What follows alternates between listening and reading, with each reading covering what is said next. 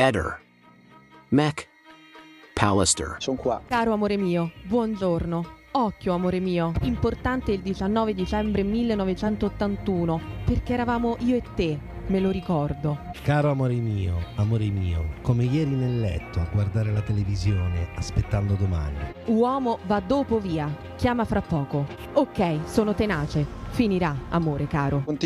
Io continuo a pensare che sia tutta una cosa così. Cioè, mi sembra di essere alla quinta elementare che mandano questi messaggi un po' criptati, con i numeri, con questo. Ma in realtà questo dimostra una cosa, che Liliana e Sterpin avevano sì questo tipo di rapporto, ma questo ce l'ho anch'io con le mie amiche e i miei amici, che ci diciamo delle cose così carine, no? Sebastiano, è impensabile che questi siano messaggi scambiati tra semplici amici. Ma cosa vuol dire questo? Ma cosa vuol dire questo? Che significato? Ma dai, in fondo Claudio è pure bello. Se mi lasci parlare, d'accordo. Prego. Io dico, intanto, nella telefonata del giorno 13 di 16 minuti, lì dimostra quanto qualcosa tra di loro di brutto è successo, perché Liliana fa 54 metri col suo contapassi e 48 centimetri, cioè significava che Liliana girava per la casa. Qui abbiamo un super testimone che è Liliana Vesinovic, che attraverso la messaggistica ci dice che c'era un rapporto stabile, che era fatto di attenzioni, di premure, addirittura dice complici. Questa è una vostra opinione, Allora Sebastiano, questo è quello che diceva Liliana e in realtà è lei che ci deve ancora dimostrare che il vostro matrimonio cosa dimostra? Scusa, era un matrimonio stabile, perché la procura dice altro.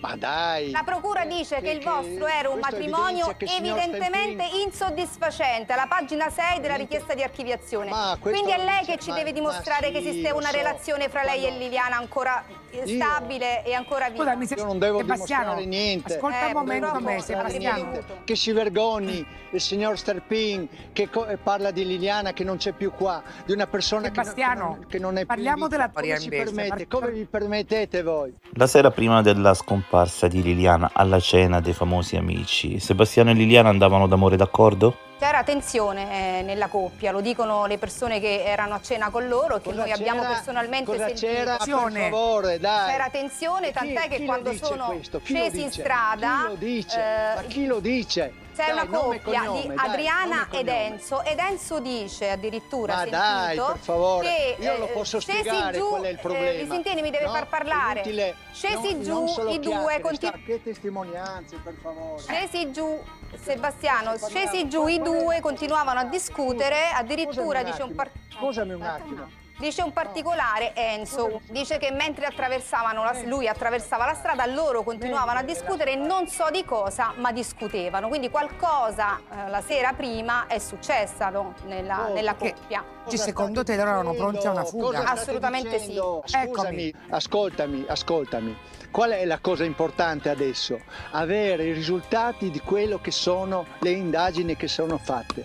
Dopo ne potremo parlare fino a che ne vuoi, capisci? Io posso dimostrare di tutto, anche di questa cosa qua. Ma Sebastiano, questo fa parte delle indagini, perché noi l'abbiamo consegnato in procura tutto questo, cioè alla procura adesso ce l'ha. L'avete consegnato. Ci dispiace soltanto che la procura... Bene, io non ti rispondo a te. Torniamo a Sebastiano.